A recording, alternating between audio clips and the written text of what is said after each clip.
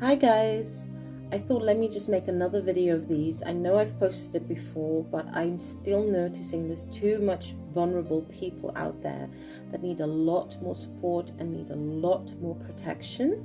So I'm going to give you some tips if you've never had a spiritual reading, okay, through a spiritual therapist, spiritual coach, and you're looking for guidance before you dig into it. Okay, the first tip I'm definitely going to give you is please read the person's profile. It is very important to go through it. You can already notice if the person has experience and the way they talk and the wording that they use. I would always advise people, if somebody posts something like, I am this, I have so much experience, I can do this, I can do that. I always say to other people, you don't do the spiritual work by yourself. You do it with your guides and you do it with spirits. So experience doesn't come through only getting all the certificates and the diplomas.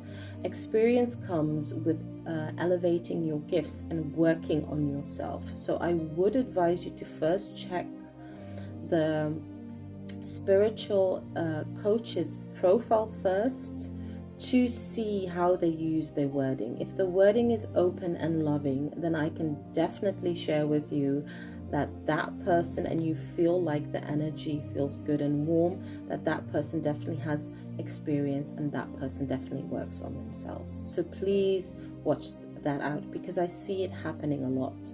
Second of all, when you ask for a consult, so if you enter chat or if you're calling the spiritual coach, do not overgive information. If you really want to know if that person can really support you and really help you, you enter the chat, you introduce yourself.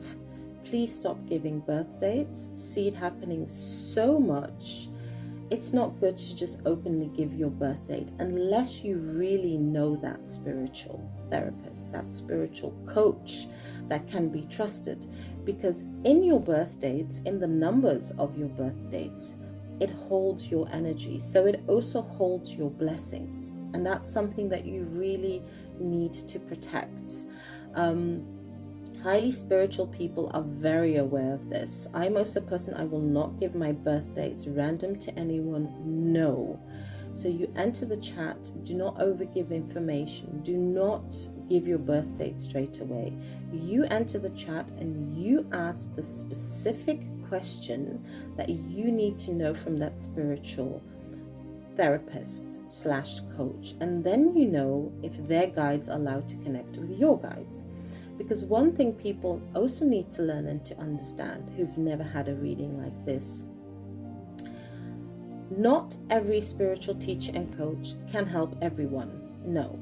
There's a certain soul group, okay, that spirit chooses, that if you are a spiritual therapist, that you are allowed to help or that you are allowed to guide. So yes, sometimes I also have it that if someone comes to me and I'm receiving no messages, I'm very honest and I just say, no, I can't tap into that, or I'm very sorry, but I can't read for you, but I do know a colleague maybe that can help you, and I send the person to another colleague. Another thing that everybody needs to also be aware of who don't have much experience when it comes to the reading, a spiritual therapist who channels the messages will never know 100% everything of your life, because that is not the way it works. Some lessons you have to go through yourself. Some lessons you have to go through with spirit. So spirit is always in charge, God, universe, whatever you believe in what the messenger is allowed to give to the other person.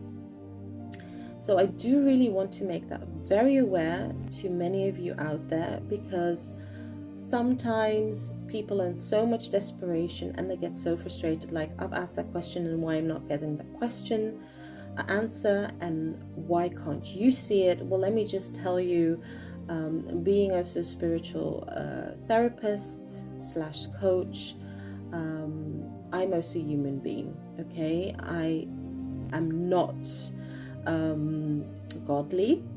it's impossible, because to have all that information is a lot for a human being to handle.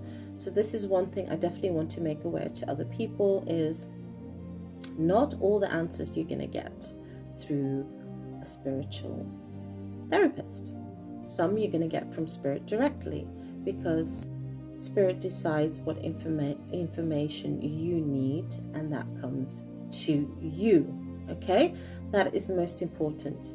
Another tip that I also want to give you guys: if you want to go to multiple people, never go to more than like 3 or 4, because you're only going to bring confusion to yourself. You're going to get different messages. And also understand that the spiritual therapists / coaches work in total different ways. You have soul readers that read into energies. Okay, that's what I do.